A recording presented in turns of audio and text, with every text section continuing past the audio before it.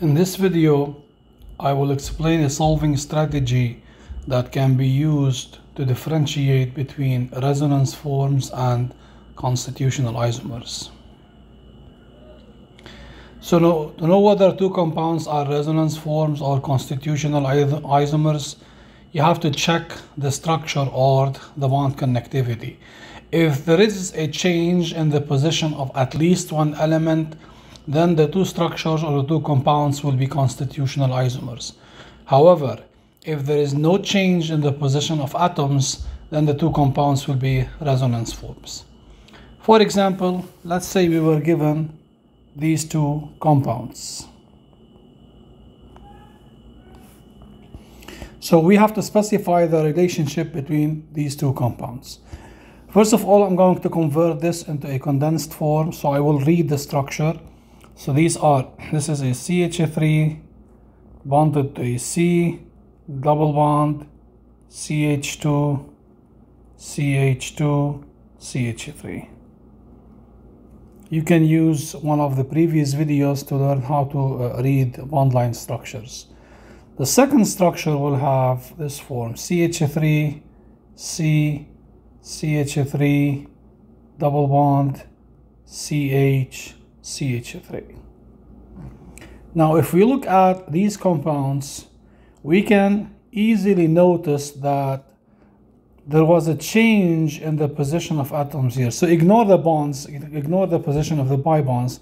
Just look at the atomic connectivity. And as you can see here, we noticed that one of the hydrogens, which was at this position, at this carbon, actually moved to this position in the other structure. So now we have a CH3 and a CH. So since we have a change in atomic positions, this means that those two compounds are actually constitutional or structural isomers.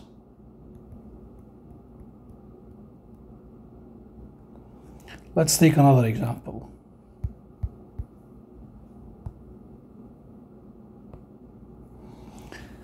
Again, let's say we were given these two compounds. So first of all, let's try to read the structure. So this is a CH3, C, double bond O, CH. Remember, if we have a negative charge or a positive charge, then we have to reduce the number of hydrogens by 1, CH3.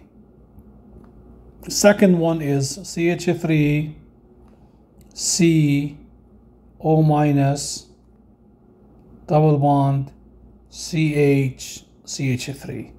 Again, for now, we are just looking at the atomic connectivity. So CH3, CH3, no change.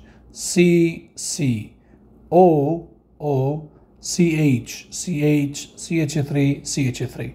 So there is no change in atomic positions. None of the atoms moved from one position to the other. The only thing which we have is we have a change in the position of a pi bond. So the pi bond, which was between carbon and oxygen, now is between carbon and carbon. And the negative charge, which was at this carbon, is now at this oxygen. Since we don't have change in atomic positions and we only have change in pi bonds or charges, this means that those two compounds are actually resonance forms.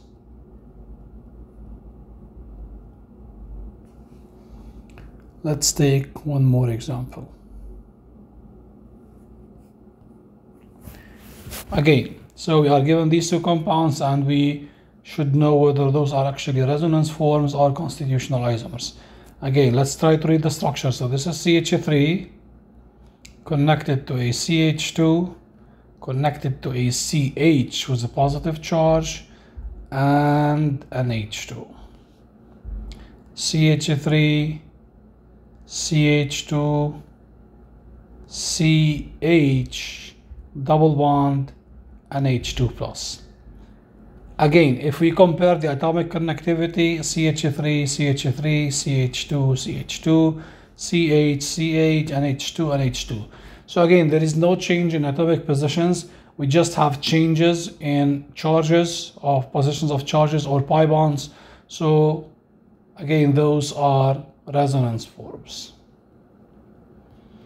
So this is a solving strategy which can be used to know whether two compounds are actually resonance forms or constitutional isomers.